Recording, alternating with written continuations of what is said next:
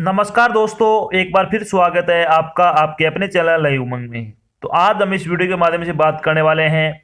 अभी हाल ही में एक नई भर्ती का जो नोटिफिकेशन जारी हुआ है, अधिसूचना जारी की गई है। वो किस चीज़ की है? वो है मिलिट्री इंजीनियर सर्विसेज में ड्राफ्टमैन और सुपरवाइजर की भर्ती का ये आपका नोटिफिकेशन है। और इसमें बहुत अच्छे पद है, और अगर आप योग्यता रखते हो तो आपको ये फॉर्म जरूर भरना चाहिए। तो इस वीडियो के माध्यम से हम विस्तृत रूप से चर्चा करने वाले हैं कि MES ड्राफ्टमैन का आपका जो सिलेक्शन प्रोसेस है वो क्या रहेगा। MES ड्राफ्टमैन का आपका एग्जाम पैटर्न क्या होगा। MES ड्राफ्टमैन का आपका जो सिलेबस है वो क्या रहेगा। MES की आपकी सैलरी क्या रहेगी। इसके अलावा अगर बात करें तो मिलिट्री इंजीनियर सर्विसेज सुपरवाइजर का आपका जो सिलेक्शन प्रोसेस है वो क्या रहेगा। मिलिट्री इंजीनियर सर्विसेज जो सुपरवाइजर है उसका एग्जाम पैटर्न क्या होगा। मिलिट्री इंजीनियर सर्विसेज सुपरवाइजर का आपका जो सिलेक्शन प्रोसेस के अलावा सैलरी है, सिलेबस है, वो क्या होगा। और भी बहुत सारी बातें जो आपके मन में डाउट में, वो सारी बातें हम इस वीडियो के माध्यम से क्लियर करेंगे। अगर आपको कोई बात समझ में नहीं आती है तो आपको वीडियो डिस्क्रिप्शन में जाना है, वहाँ पे आपको इसका एक ऑफिशियल लिंक मिल जाएगा, आप उस पर क्लिक करके सारी जानकारी वो देख सकते हो। तो चलिए शुरू करते हैं आज की जानकारी में। तो जानकारी किस चीज़ की आपकी, मिलिट्री इंजीनियर सर्विसेज में क्या है, ड्राफ्टमैन और सुपरवाइजर वैकेंसी 2021 का नोटिफिकेशन अभी हाल ही में जारी किया गया है।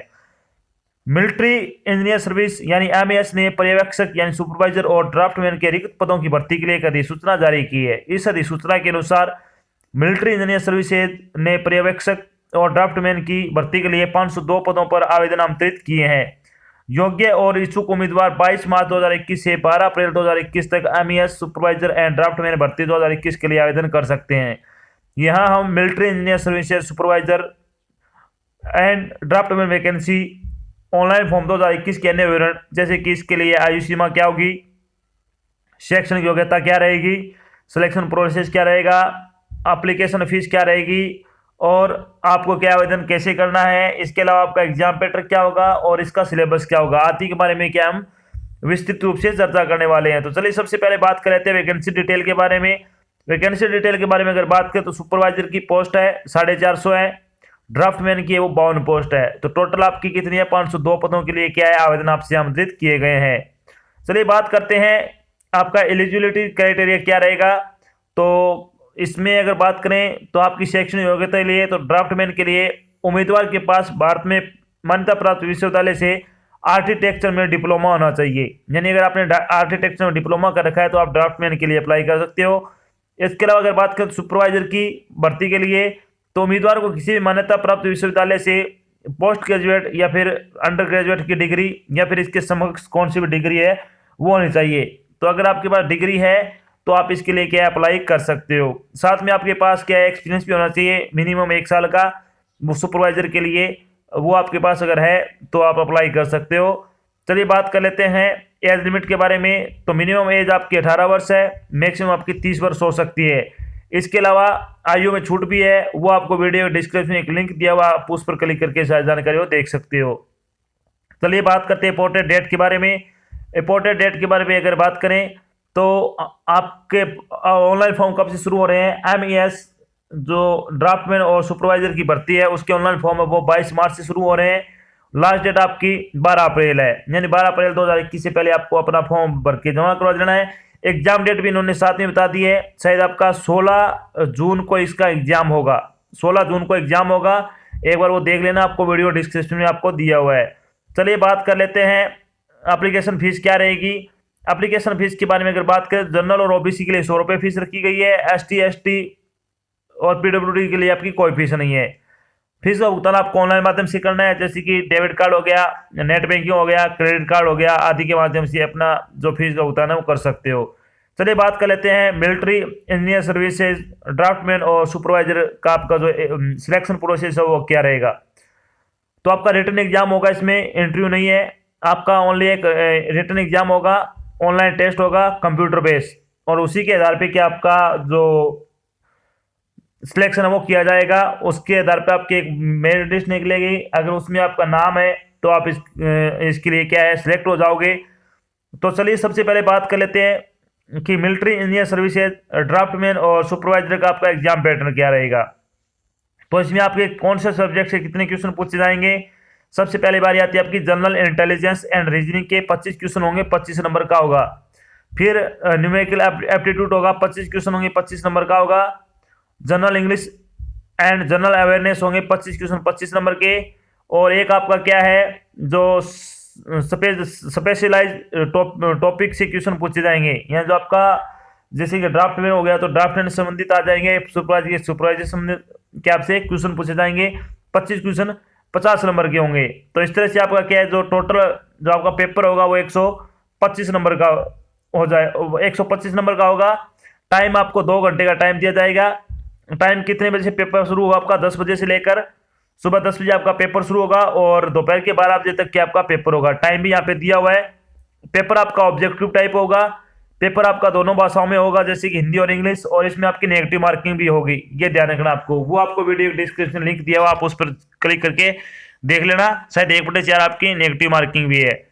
चलिए बात कर लेते हैं सिलेबस के बारे में, यानी MES सुपरवाइजर और MES ड्राफ्टमैन का आपका सिलेबस क्या रहेगा। तो बारी आती है आपकी general intelligence and reasoning syllabus क्या रहेगा आपका। तो इसमें आपसे पूछा जाएगा analogy, similarity and differences, visualisation, visual memory, discrimination observation, relationship concept, arithmetical reasoning, verbal analysis, figure classification और अर्थमेटिकल नंबर सीरीज और नॉन वर्बल सीरीज। आपसे क्या है 25 क्वेश्चन आएंगे 25 नंबर के। तो ये टॉपिक आपको क्या बेसिक तरीके से आपको पढ़ने हैं, इनको अच्छी तरह से आपको प्रिपेयर कर लेने हैं।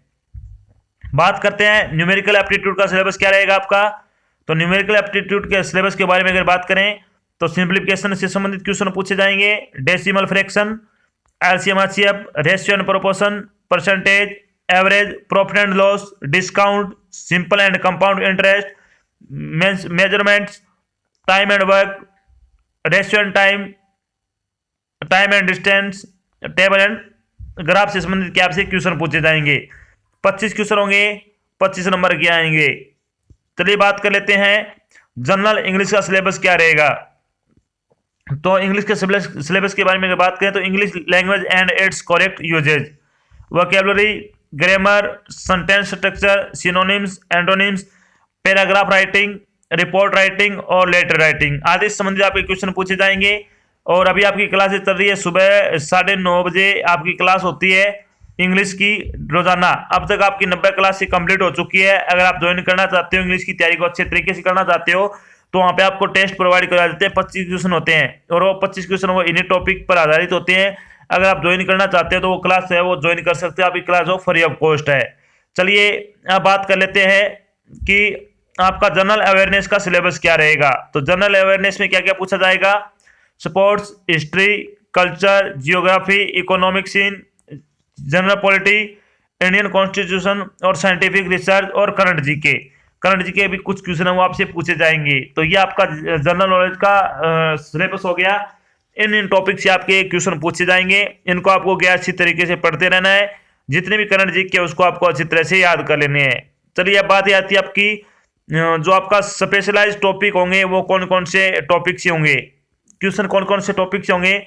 Material management tools, ABC analysis, preservation of various kind of engineering store, basic of computer based data management. तो इनसे संबंधित आपका क्वेश्चन आएंगे, ये आएंगे आपके सुपरवाइजर से, यानी सुपरवाइजर के पेपर में। जो आपका ड्राफ्टमैन का होगा वो आपको वीडियो को डिस्क्रिप्शन दिया हुआ है, तो वो आप वहां से उसको पढ़ सकते हो कि कौन कौन से टॉपिक से क्वेश्चन आएंगे। तो ये सारी आपको उसमें मिल जाएगी। जो आपका ऑफिशियल नोटिफिकेशन है इनसे आपके 25 क्वेश्चन आएंगे, 50 नंबर के आएंगे, यानी ये क्वेश्चन आपका 2 नंबर का होगा। चलिए बारी आती है जब आपका सिलेक्शन हो जाएगा तो आपकी सैलरी क्या रहेगी। तो MES ड्राफ्टमैन की सैलरी और मिलिट्री इंजीनियर सुपरवाइजर की सैलरी क्या रहेगी, इसके बारे में अगर बात करें तो आपका जो 5200 रुपये से लेकर 20,200 रुपये तक का आपका क्या है INR रहेगा। इसके साथ आपका जो ग्रेड पे होगा 1800 रुपये आपको क्या ग्रेड पे दिया जाएगा। तो बेसिक पे आपको 5200 से 20,200 रुपये है और आपका जो बेसिक ग्रेड पे होगा वो 1800 रुपये आपको प्लस में दिए जाएंगे। तो इस तरह से आपकी सैलरी वो 25,000 रुपये के आसपास से क्या आपकी सैलरी वो शुरू होगी। तो इसमें बहुत अच्छी सैलरी है। अगर आप योग्यता रखते हो तो आपको क्या जरूर ये फॉर्म वो भरना चाहिए। तो ये तो थी आज की आपकी एक छोटी जानकारी। जिसमें मैंने आपको बताया कि अभी मिलिट्री इंजीनियर सर्विसेज में ड्राफ्टमैन और सुपरवाइजर की भर्ती का नोटिफिकेशन जारी हो चुका है। साथ में हमने डिस्कस किया कि MES सुपरवाइजर और ड्राफ्टमैन का आपका जो एग्जाम पैटर्न वो क्या रहेगा। MES ड्राफ्टमैन और सुपरवाइजर की आपका जो सिलेक्शन प्रोसेस है वो क्या होगा। MES सुपरवाइजर और MES ड्राफ्टमैन का आपका जो सिलेबस है वो क्या रहेगा, और MES की जो आपका ड्राफ्टमैन है और MES सुपरवाइजर है उसकी आपकी सैलरी क्या होगी, और भी बहुत सारी बातें जो आपके मन में डाउट बनी मैंने सारी बातें यहाँ पे क्लियर कर दी है। आशा करता हूं मैंने आपको जो जानकारी दी है वो आपको अच्छी लगी है, समझ में आई है। अगर जानकारी अच्छी लगे तो इस वीडियो को लाइक और शेयर जरूर करें।